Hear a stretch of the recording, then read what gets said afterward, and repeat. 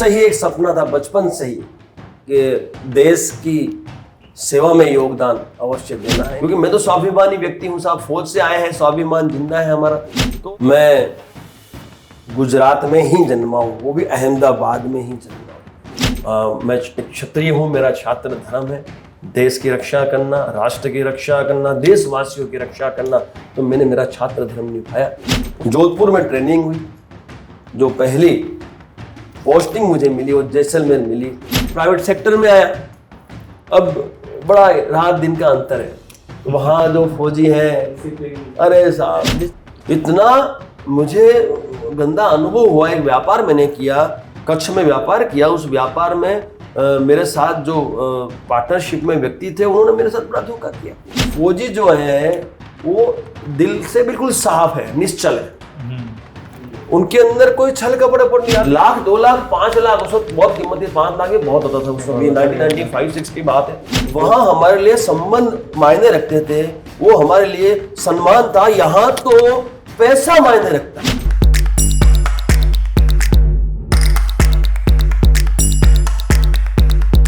नमस्ते, welcome to the नुक्कड़ podcast powered by अकालिको natural. आज हमारे साथ है बेहद ही खास मेहमान डॉक्टर राज शेखावत, जो करणी सेना के अध्यक्ष हैं और भारतीय सेना में सेवा दे चुके हैं। Raj Shekhawat ji, thank you so much for joining अस।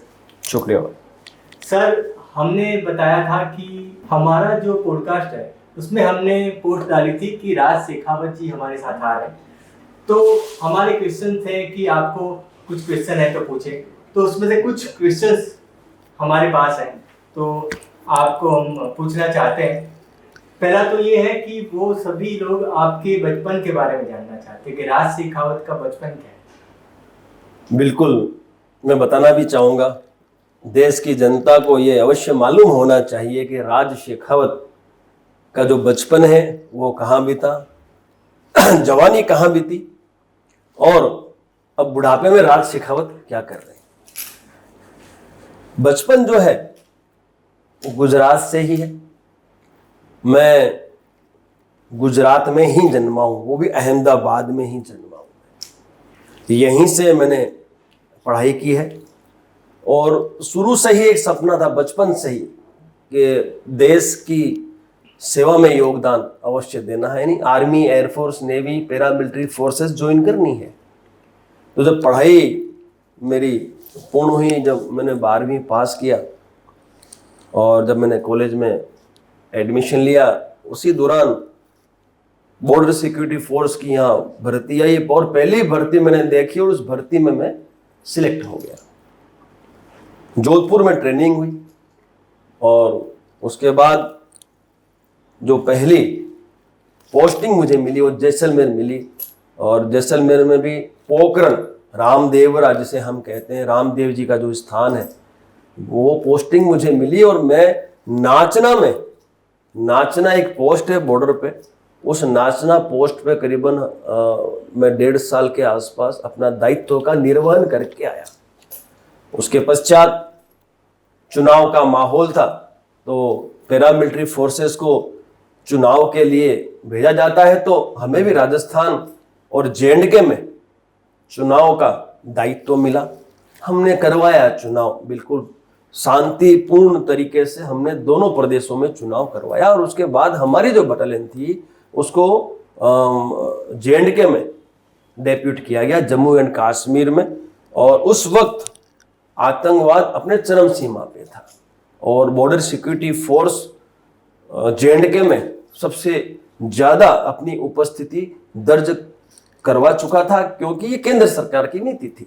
ये कौन सा साल था तकरीबन, कौन सा साल की बात है? 94-95 की बात है, 1994-95 की ये बात है। और उससे लेके 2003 तक मैं वही डेप्यूट रहा।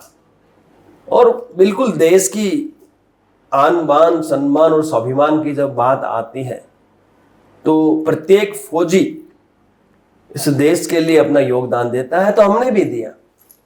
और आतंकवाद जब खत्म करना हो तो आक्रमण तो जरूरी है, क्योंकि आतंकवादी है, उन्हें कानून का डर तो होता नहीं है।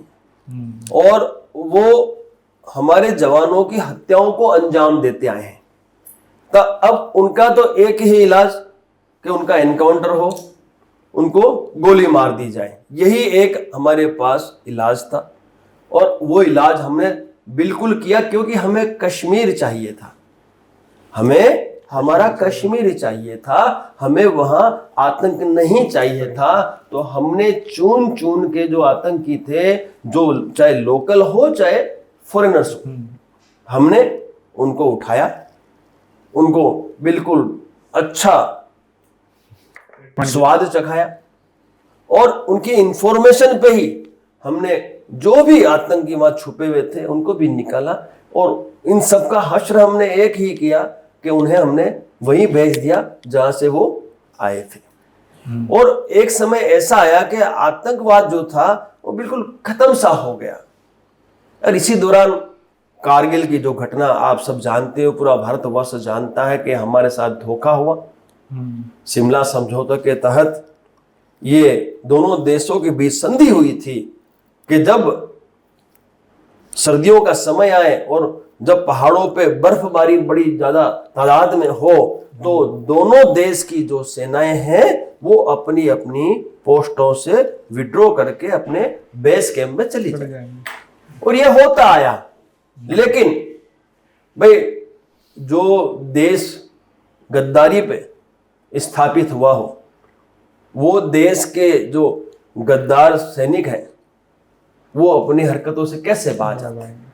तो उन लोगों ने बेस कैंप में जाने की बजाय, अपने बेस कैंप में जाने की बजाय, उन्होंने आगे कूच किया और अपनी पोस्टों पे आके वो बैठ गए।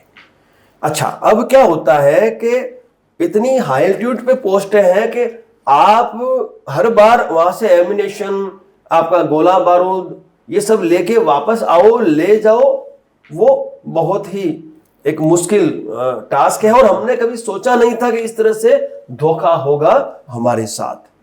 अब ये धोखा तो हो गया। हम लोगों ने तो हिमवर्षा ज्यादा होने से हमने तो हमारा मूव कर लिया बेस कैंप में, लेकिन उन लोगों ने एडवांस किया और हमारी जो पोस्टें थी उन पे उन्होंने कब्जा कर लिया। हमें पता नहीं, लेकिन जो वहां के जो चरवाहे हैं, जो बकरवाल्स हैं, उन लोगों ने हेडक्वार्टर में आके ये मैसेज दिया। जो फोर्स के सोर्स होते हैं, जो हमारे इन्फॉर्मर्स होते हैं, जो हमारे केट होते हैं, उन्होंने जब ये मैसेज दिया कि साहब आपकी पोस्टों पे पाकिस्तानी जो फौज है उन्होंने कब्जा कर लिया, उस वक्त कैप्टन कालिया की एक टीम पेट्रोलिंग के लिए गई और उन्हें गिरफ्तार कर लिया गया। ये आप सब जानते हो। उन्हें गिरफ्तार तो क्या, उन्होंने दबोच लिया, एक तरह से कहें तो। अब वो पूरी तैयारी के साथ है और धोखे से दबोचा, तो वो कैप्टन कालिया और उनकी टीम भी बेचारी क्या करती।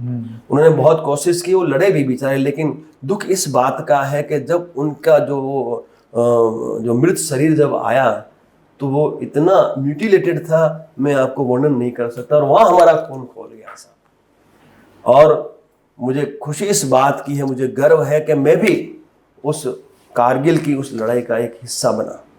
और गर्व है इस देश की सेना पे, जिन्हें पता था कि वो उस चोटी पे जब पहुंचेंगे तो वो पहुंचना इतना आसान नहीं था, क्योंकि वो तैयारी में थे। वो तैयारी में है, हिमवर्षा हो रखी है, बर्फ फैला हुआ है, पहाड़ियों पे चढ़ना है और आपको चढ़ना है, उन्हें उतरना है। उनको तो आप दिख रहे हो ऊपर रहने बिल्कुल आप टारगेट में बिल्कुल और तैयारी में बैठे हो। और साहब, धन्य इस देश की सेना साहब, उन्हें पता है कि वो शहीद होने जा रहे हैं साहब। एक भी हमारे जवान ने पीछे मुड़ के नहीं देखा साहब। इससे बड़ा जज्बा क्या होगा साहब? क्या मिलता है उनको? 50,000, 60,000, लाख रुपया?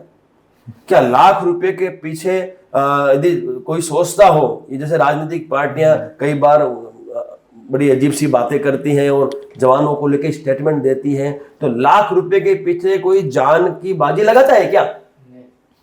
लेकिन वो पैसे का सवाल नहीं है, वहां सवाल है देश हित का, राष्ट्र के हित का, देशवासियों के हित का। इसलिए वो पैसा नहीं देखते, वो देखते हैं कि मैं कैसे मेरे देश की जनता को सुकून से जिंदगी जीने के लिए माहौल तैयार करूं।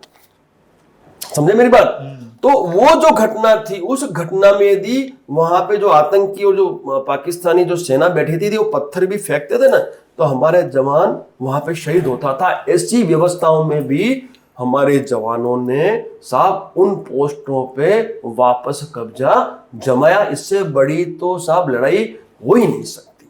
तो हम भी उसी कारगिल जो वार था उसका हिस्सा रहे। वहीं पोस्टेड? बिल्कुल साहब, मैं वहीं कश्मीर में था। ऑपरेशन विजय मेडल मैंने लिया। गुलमर्ग एक पोस्ट है जो बड़ी सेंसिटिव पोस्ट है, वहाँ भी मेरी उपस्थिति रही और हम लोगों ने हमारा जो दायित्व था उसका निर्वहन किया। और 8 सालों में लगातार वहाँ पे जब हम उपस्थित रहे तो कारगिल की तो लड़ाई हुई, लेकिन वहाँ रोज एक लड़ाई होती थी जहाँ पे एम्बुश कोर्डन हुआ करता था, जहाँ पे हमारी जो टीम थी उनको घेरा जाता था, हम लड़ते थे क्योंकि ये तो आतंकी थे और वो वहाँ पे बड़ी तादाद में फैले हुए थे कश्मीर में। तो ये बहुत ही मुश्किल एक हमारा टास्क था जो इस देश की सेना ने अचीव किया। वो कश्मीर का जो माहौल था, आज यदि वहाँ पे शांति है तो उसका श्रेय यदि किसी को जाता है तो हमारे देश के इन फौजियों को जाता है। इसीलिए मैं देश की जनता से भी कहना चाहता हूं कि जो त्याग, बलिदान और संघर्ष ये फौजी कर रहे हैं इस देश के लिए, वो त्याग, बलिदान और संघर्ष को आप सभी को सलाम करना है, उनको सम्मान देना है। कहीं भी यदि वो आपको मिल जाए और उन्हें कहीं आपकी आवश्यकता पड़ती है, फिर वो चाहे नौकरी के दौरान हो या फिर नौकरी के पश्चात हो, जितना हो सके इन फौजियों को आप मान सम्मान और इनको आर्थिक रोजगार जिसको हम कहते हैं जितना दे सको उतना अवश्य इस देश के उद्योगपति प्रदान करें। ऐसी मेरी इस लाइव के माध्यम से देश की जनता से और व्यापारियों से करबद्ध अपील है। अब वो तो मैं मेरा दायित्व निभा के आ गया, उसके बाद पारिवारिक कुछ परिस्थितियों के चलते मुझे वीआरएस लेना पड़ा। मैं वहाँ से पोस्टिंग आया गुजरात, और गुजरात में आने के पश्चात मैंने वीआरएस ले लिया। लेने के पश्चात मेरे पिताजी जो बीमार रहा करते थे, उनका व्यापार था, उस व्यापार को संभालना अति आवश्यक था और वो पुश्तैनी व्यापार था, उसको हमने संभाला। किस चीज़ का व्यापार? हाँ, ट्रांसपोर्ट का बिजनेस था हमारा और बहुत बड़ा बिजनेस था। और पापा की जो परिस्थितियाँ थी बड़ी विकट हो गई थी और मेरा आना आवश्यक था। बाकी मैं चाहता तो कश्मीर से भी आ जाता मैं छोड़ के, लेकिन लगातार 8 साल, बाकी 2 साल पोस्टिंग कश्मीर हार्ड होती है, लगातार 8 साल। आप मेरा रिकॉर्ड उठा के चेक कर सकते हो। दिल्ली में आप जाके जो हेडक्वार्टर है हमारा, डीजी हेडक्वार्टर BSF, वहाँ पे मेरा रिकॉर्ड आप चेक कर सकते हो। 8 साल लगातार राज शेखावत कश्मीर में अपना दायित्व का निर्वहन करके आया है। और वो भी कई साल तो मैं उस ब्रांच में रहा हूँ जो जी ब्रांच, जिसको आप इंटेलिजेंस ब्रांच कहते हैं, जिसको आप यहाँ पे SOG कहते हैं या क्राइम कहते हैं। ऐसी एक हमारी जो इंटेलिजेंस ब्रांच थी, जी ब्रांच, जिसमें हमारा काम ही ये था कि आतंकवादियों की इंफॉर्मेशन लेनी, उनको उठाना। और मैं तो सीधी सीधी बात करता हूँ, सब देश पे यदि कोई आँच आएगी ना साहब, तो हम उनको नहीं बख्शेंगे और बख्शना भी नहीं चाहिए, क्योंकि राष्ट्र और देश से बड़ा कुछ नहीं होता है। तो मैंने 8 साल वहाँ बिताए, फिर मैं चाहता तो मैं वहीं से आ जाता, लेकिन मैं एक क्षत्रिय हूँ, मेरा छात्र धर्म है देश की रक्षा करना, राष्ट्र की रक्षा करना, देशवासियों की रक्षा करना, तो मैंने मेरा छात्र धर्म निभाया। उसके बाद प्राइवेट सेक्टर में आया। अब बड़ा रात दिन का अंतर है। वहाँ जो फौजी हैं, अरे साहब डिसिप्लिन तो ठीक है, फौजी जो है वो दिल से बिल्कुल साफ है, निश्चल है, उनके अंदर कोई छल कपट नहीं। आप बिलीव नहीं करोगे, हम जब फौज में थे, यदि हमारी बहन बेटियों की शादियां होती थी तो हमारे जो कलीग थे, जो साथी थे, साहब अपनी एक एक पगार, अरे शेखावत बहन की शादी है, अरे 20 अपने सारे जवान अपनी अपनी एक तनख्वाह के शेखावत जी दे दो, 1 लाख 2 लाख 5 लाख, उस वक्त बहुत कीमत थी, 5 लाख ये बहुत होता था उस वक्त। 1995-6 की बात है, 2000 की बात है, वो कीमत थी उसकी। सब इतना प्यार, कोई ब्याज नहीं, कोई उधार डंडा नहीं, आराम से देना। सब वो माहौल से हम लोग आए, और जब यहाँ आए तो हम बड़े परेशान हो गए कि वहाँ हमारे लिए संबंध मायने रखते थे, वो हमारे लिए सम्मान था, यहाँ तो पैसा मायने रखता है। इतना मुझे गंदा अनुभव हुआ। एक व्यापार मैंने किया, कच्छ में व्यापार किया, उस व्यापार में मेरे साथ जो पार्टनरशिप में व्यक्ति थे उन्होंने मेरे साथ बड़ा धोखा किया। और मुझे मेरे साथ जो भी पैसा मैं लाया था बीएसएफ से, क्योंकि मैं तो स्वाभिमानी व्यक्ति हूँ साहब, फौज से आए हैं, स्वाभिमान जिंदा है हमारा, तो मेरे पास जो पैसा था मैंने, क्योंकि वहां से पैसा आया नहीं, वहां जिससे हमने काम लिया था उस बंदे ने पैसा पूरा दिया नहीं, लेकिन हमने जो काम लिया था और जिनसे हमने काम करवाया उसको तो पैसा देना पड़ेगा। तो हमने मेरी सारी पूंजी मैंने उनको दे दी, फिर मैं रास्ते पे आ गया। अब जाएगा, लेकिन मैं बचपन से ही हनुमान जी का बहुत बड़ा भक्त रहा हूँ साहब। सुबह शाम मैं बालाजी की पूजा करता हूँ और आज भी मेरे मंदिर में अखंड दीपक जलता है, तो वो बालाजी के सामने जलता है, लेकिन वो मेरे पिताजी के नाम पे जलता है जो इस दुनिया में नहीं है। जिस दिन उनका देहांत हुआ उस दिन से लेके आज तक जो एक दीपक, जिस दिन देहांत होता है उस दिन एक दीपक जलाया जाता है, 12वें या 13वें तक वो दीपक जलता है, वो मैंने आज तक नहीं बुझने दिया। और मुझ पर बस बालाजी का और मेरे माता पिता का आशीर्वाद है। तो मैं वही कहना चाहता हूं कि हम उस मंदिर से गुजरते हुए भी आज हम लोगों ने हमारा जो हमें लक्ष्य हासिल करना था वहां तक पहुंचे हैं। तो वो जो समय था मेरा, और जब मैं इस तरह से मार्केट में आया और जब मैं रोड पे आ गया, फिर मैं बड़ा परेशान था, करें क्या अभी, बीवी है, बच्चे हैं, परिवार है, पिताजी बीमार रहते हैं, जो व्यापार था वो व्यापार पापा का था, लेकिन किसी कारण से मैं थोड़ा लेट पड़ा, उस व्यापार को हम लोग उस समय इतना कवर नहीं कर पाए। फिर मैं हनुमान के, हमारे बालाजी हैं भगवान, यहाँ पे हनुमान जी का मंदिर है, हनुमान कैंप सुना होगा आप लोगों ने, वहाँ जाके मैं बैठ गया बालाजी के सामने। मैंने बोला मुझे पता नहीं, मैं बोला ये आपकी जिम्मेवारी है, आप मुझे कहीं आप अच्छी कहीं नौकरी दिलवा दें। साहब बिलीव नहीं करोगे, 2 से ढाई घंटा मैं बैठा रहा और वहीं पे मेरे को फोन आ गया। कहाँ से? एक मेरे भगवान ही कहता हूँ, जो मेरे गुरु हैं ईश्वर सिंह शेखावत, जो पीएम सिक्योरिटी से थे और जो बहुत बड़ी पोजीशन पे थे इसमें केडिला फार्मा में। उनका फोन आया, बोले भाई तू कहाँ पे बेटा? मैं बोला साहब मैं तो हनुमान कैंप बैठा। बोला तुरंत तू पहुँच मुंबई हीरानंदानी ग्रुप, वहाँ पे एग्जीक्यूटिव की वैकेंसी है। तो अब सोचो, यानी बालाजी से मांगा वो मिला और वहां से मैं मुंबई चला गया था, मेरा सिलेक्शन हो गया। सोचो, कुछ नहीं था मेरे पास, मैं रोड पे था, वहां से गया, सिलेक्शन हो गया, अच्छा पैकेज मिला, साल भर मैंने वहां काम किया, फिर वहां से मुझे फिर मौका मिला टोरेंट पावर में काम करने का। यहाँ साबरमती जो है ना, बड़ा आपने देखा होगा टोरेंट पावर, वहां मुझे बड़ा अच्छा मौका मिला, वो भी ईश्वर सिंह शेखावत साहब ने दिया मेरे को। भगवान है वो, कईयों का भला कर चुके, मेरा भी किया उन्होंने। मैं तो उनकी चरण की धोखे पे हूं तो भी कम है। हम सब जो भी आज उनके साथ, उनकी वजह से इतने बड़े बने। और उन्होंने 1 साल वहां रखा, उन्होंने ही मुझे मौका दिया कि मैं एक सिक्योरिटी एजेंसी की स्थापना करूं। और मैंने रेड फॉक्स प्रोटेक्शन के नाम से एक सिक्योरिटी एजेंसी मैंने स्थापित की। मैं आपको मेरी जीवन शैली बता रहा हूं ताकि लोग जाने के राज शेखावत क्या है, जन्म कहाँ हुआ। तो मैं वही सब बताना चाह रहा हूँ। जन्म गुजरात में ही हुआ, मेरे दादाजी आए, यहाँ मिलें चलती थी। हम भी राजस्थान की खनेला स्टेट महाराजा गिरधर सिंह जी के वंशज हैं, हमारी भी रियासतें हैं वहां पे। लेकिन लोकतंत्र आया, लोकशाही आई, उसके बाद संविधान से देश चलने लगा। हमारे पास जहाँ व्यवस्थाएं जो थी वो सीमित हो गई। पानी, वहां बरसात का अभाव है, पानी का अभाव है, तो अब दादाजी उठ के यहाँ आ गए मिलों में। फिर वो पापा को ले आए, वो मेरे बड़े पापा को ले आए, यानी पूरा परिवार उठ के गुजरात आ गया। मिलों में बड़ा काम था, फिर व्यापारी बन गए। तो इस तरह से हम लोग आगे बढ़ते रहे और मैं रेड फॉक्स की स्थापना कर ली मैंने। ये आपने कौन से साल में आपने ये चालू किया, आपका जो रेड फॉक्स टोरेंट पावर में? मैं आपको बताऊं, रेड फॉक्स शुरू की हमने 2009 में। 2009 में मैंने टोरेंट पावर ज्वाइन किया था और 2009 में सितंबर अक्टूबर मैंने रेड फॉक्स प्रोटेक्शन की स्थापना कर दी। और उसमें भी जो हमारे मार्गदर्शक रहे वो ईश्वर सिंह शेखावत साहब ही रहे।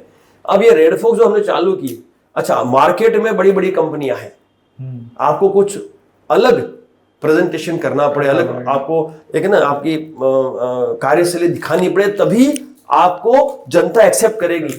कुछ तो यूएसपी चाहिए, कुछ चाहिए नहीं साहब, क्योंकि बड़े बड़े तोपे बैठी थी मार्केट में, इतनी आसानी से आपको पैर जमाने नहीं देती वो कंपनियां। हमने जो सर्विस दी उसके बाद रेड फॉक्स के माध्यम से, आप बिलीव नहीं करोगे सर, जो क्वालिटी और सर्विस हमने डिलीवर की। एक दिन ऐसा आया इस गुजरात में कि सिर्फ और सिर्फ रेड फॉक्स दिखती थी मार्केट में, चाहे वो फिर अमिताभ बच्चन आए, चाहे सलमान खान आए, चाहे शाहरुख खान आए, चाहे महेंद्र सिंह धोनी आए, चाहे आईपीएल मैच हो, चाहे इंटरनेशनल मैच हो, चाहे अरिजीत सिंह का लाइव कॉन्सर्ट हो, चाहे आपकी कोई बड़ी सेलिब्रिटी आए, चाहे इवन मिनिस्टर आए, इवन नरेंद्र मोदी जी के जो आउटर कॉर्डन की जो जिम्मेवारियां थी वो अपने गुजरात के माध्यम से वो भी हमने निभाई साहब। आप सोचो, यानी सिंपल राज शेखावत ने जिस किसी क्षेत्र में अपना पैर रख दिया तो उस क्षेत्र में ऊंचाइयों तक ले जाने का कार्य हमने किया, और फिर रेड फॉक्स प्रोटेक्शन इतना बड़ा साम्राज्य बना, आज अंतरराष्ट्रीय वो ब्रांड है, दुबई में भी हम स्थापित हैं और हजारों लोगों को हमने रोजगार दिया है। इस देश के जो युवा है उन युवाओं के लिए हमने रोजगार की व्यवस्था की है, और हम लोग आज भी बाउंसरों की जो सर्विस है उसके अंदर हमारा नाम बड़े सम्मान से लिया जाता है। हम वो कंपनी है जो कंपनी क्रांति लेके आई सिक्योरिटी के क्षेत्र में।